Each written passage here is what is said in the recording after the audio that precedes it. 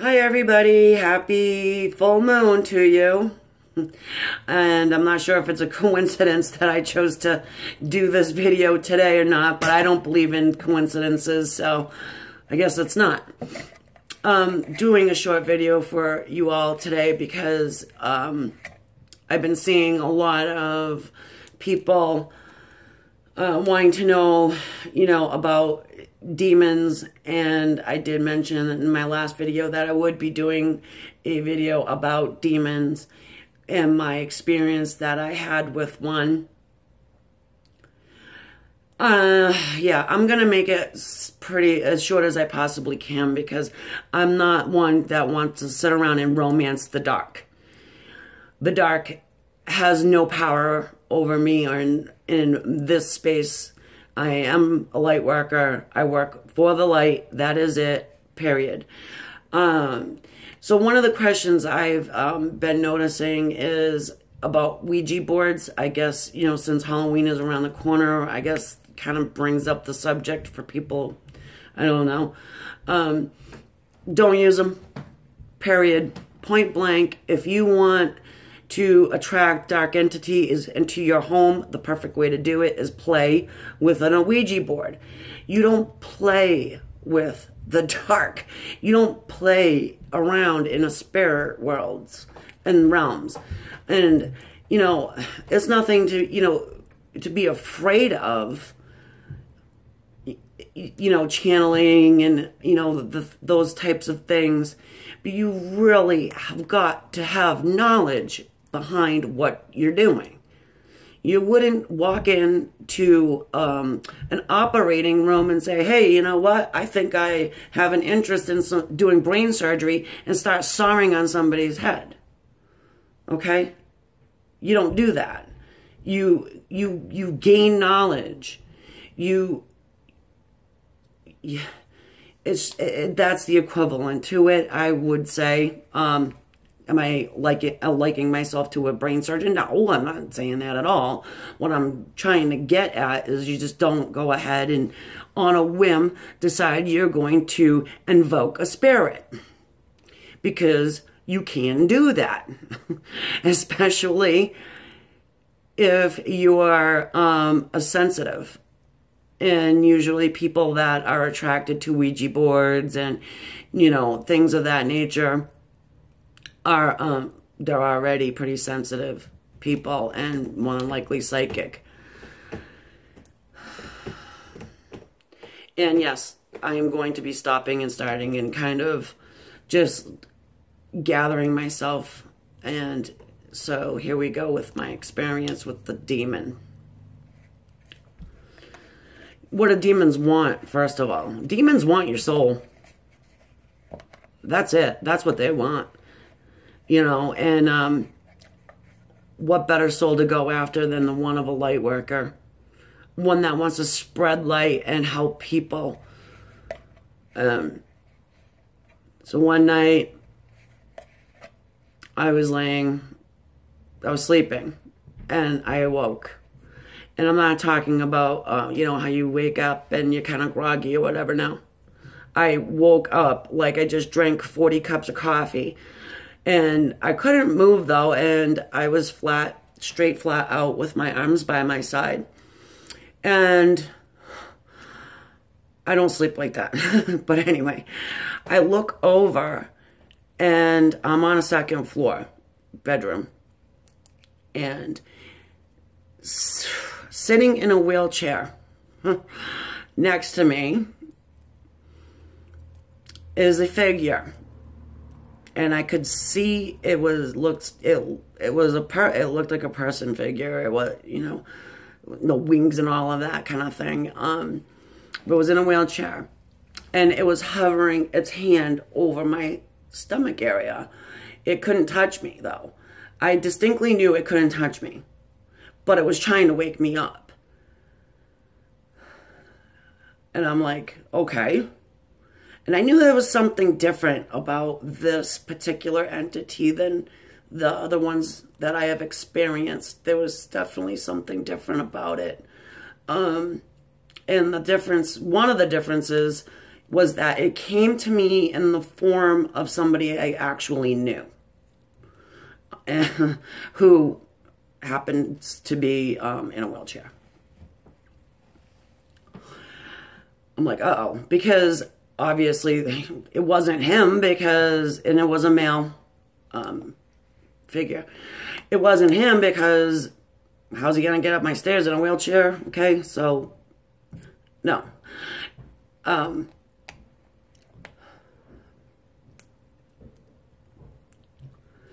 it wanted to wake me up. It definitely wanted to wake me up. And so what I normally would do, and normally I would just kind of like, to get rid of the apparition, would be to close my eyes and ask it to go. And then you will open my eyes, and normally it wouldn't, it wouldn't be there anymore. However, this time it didn't go. It wasn't hovering its hand over my stomach area anymore. It was just kind of sitting there looking at me with this stern look. So I was a little bit nervous about that. And I said, okay. Then I closed my eyes again. And I surrounded my whole being with the white light of the Holy Ghost to protect myself. And I asked it to go again. Well, this time I opens up my eyes. It's still not gone.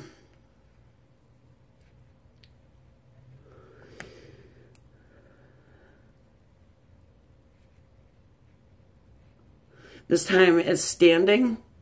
Okay, there's no more wheelchair there. It's standing, and obviously, even if it was still there, I didn't care where it went. Okay, I'm concentrating on this entity. I didn't know at the time what it was. I had no clue.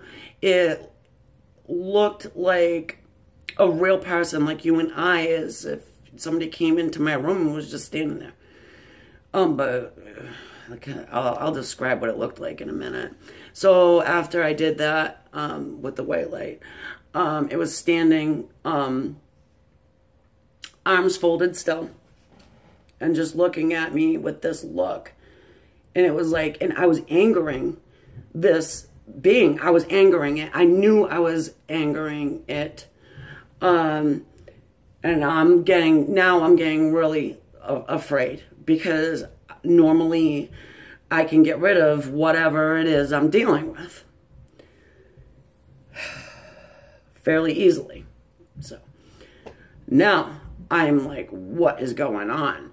And I did it again, like my last ditch effort. I'm like, that's what I thought anyways. And I'm like, I close my eyes. You have no power here. I do not accept you in my home. You have to leave. You don't have a choice, type of a thing. I have the power over you. You don't have any power here. You have to go. I'm not accepting you into my space. White light again. White light, white light. I'm like, give me some white light. So anyway, oh my God. So again, and then I opened up my eyes again. Now this was the thing that really grabbed me. Now this thing is really pissed, okay? Excuse the word, but this thing, there's no other word for it. The anger and the hate and I mean, this thing wanted me, like it wanted me dead. I don't, there's just no other way. So now it's at the foot of my bed, okay? And it's swaying back and forth like this with its arms still crossed. But now it's hissing at me, like a hiss, like a cat's hiss, but it was like a cat/snake hiss. And you can imagine what that was to me, like how scared you would be. And the only thing that I could think of, I shut my eyes and I called to Jesus. And, sorry for getting a little emotional, but Jesus took that thing away from me. He took it out of my room that night. He took it and he saved me. So, you want to know how to get rid of a demon? You call on Jesus. If nothing else works, you call on Jesus. He's the one. He's the only one that can do that for you, to get rid of a demon in your life. Okay? You don't call Ghostbusters. You don't call anybody. Nobody. I don't care. You don't call nobody. Except you call to Jesus. You don't have to go to church every single Sunday to have a relationship with the Lord. You just have to accept him in your heart and know in your heart that he can save you. Because when you have experienced the dark and the light has saved you, it changes a lot of how you do things and how you see things, such as playing with Ouija boards and practicing channeling, and you won't be so quick to do that. Now, at this time that I experienced the demon, I was very knowledgeable in my spirituality. I was doing a lot of medium readings for people and psychic readings and so on and so forth. And I was helping a lot of people. Demons and the devil, they hate humans. They do not like humans. They want souls. What better soul to get than one that is put on this earth to help others see and come to the light. This is what the world needs, is more people to do that. And I'm not doing this video to discourage anybody from doing that and finding their spiritual path and walking in their truth. But you really, really have to understand that this is just something that is not cutesy. It's not all love, light, and lollipops. I see people love and light, love and light. Do you know what love and light means, though? Really? I don't know if you do. But once you see the dark, you will. You will. And you will respect it. Not respect it as you like it. You know what I'm talking about. You don't play it. You ain't gonna handle a freaking, 8-foot cobra. You just kind of just know it's there. You walk away from it. And that's it. And that's another reason why, if you have had the opportunity to go to my website and check out some of these courses that I have, it says on there, I'm not going to be doing any kind of courses with anybody until I interview them. Some people I don't accept into certain courses. I will say, okay, well, if you're really interested in doing, this, then you have to learn this first. I am not going to be responsible, for anything that's, any harm to be done to anybody or anything, it's a responsibility. You have to be responsible. That's why I say I'll interview you first. If I don't feel like you can handle it, or you're not, that far along your spiritual path yet, then you're going to have to, go step by step. Maybe you just need to, take step 1 instead of step 50. But a lot of people, they just want it now. They want it now. I've had people say to me, well, I want to meet my spirit guide, so why don't you just tell me how to do it? Oh, well, you can do it in a meditation. Well, just give me the meditation. Tell me how to do it. It don't work like that, okay? This is my life's work. These are experiences that I have had ever since I was 7 years old. Well, I want to say 7. I really don't know how old I was. Actually, younger than that even.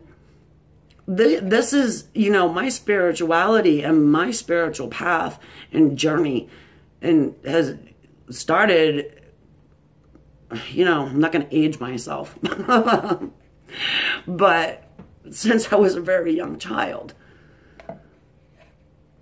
So, if you think that, you can just Google up a guided meditation, even, YouTube it, whatever, a guided meditation to learn how to astral travel or meet a guide or, channel a loved one.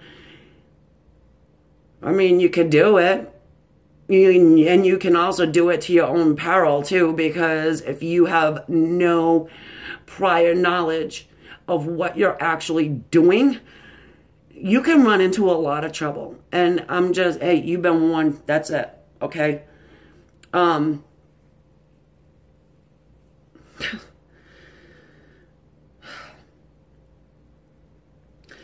But like I always say,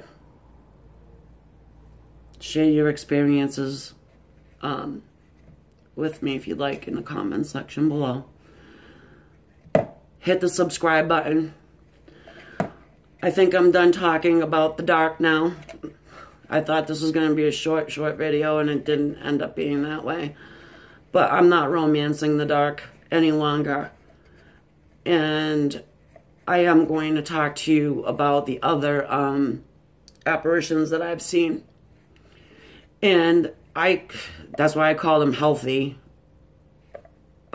spirits, because I've seen demons. I've seen, negative, evil entities. And I've also seen beautiful, beautiful entities. I've seen over 7 different types of entities in the flesh. Oh, and I almost forgot to tell you what this demon looked like, because I'm sure you're probably wondering, okay, well, what did this thing look like? It looked like what you would normally say like an alien would look like, and the color of it, it was like a charcoaly, I want to say, color, but the eyes were just like black and big. They weren't glowing or anything like that. They were just like dark holes in some. And when it was hissing,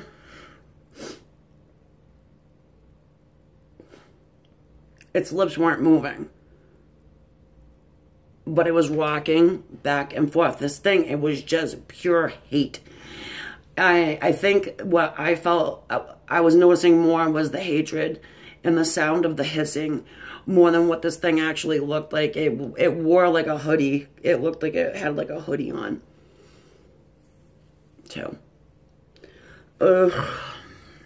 So, okay. Enough about that. I think you got the idea. And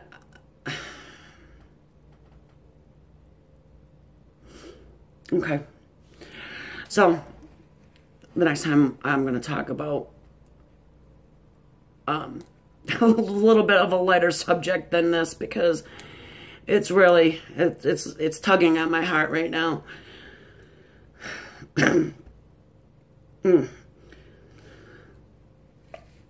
You want to get rid of a demon? You get that scared? Call on Jesus to save you, because he will not deny you. And I do not care if you go to church every Sunday or not.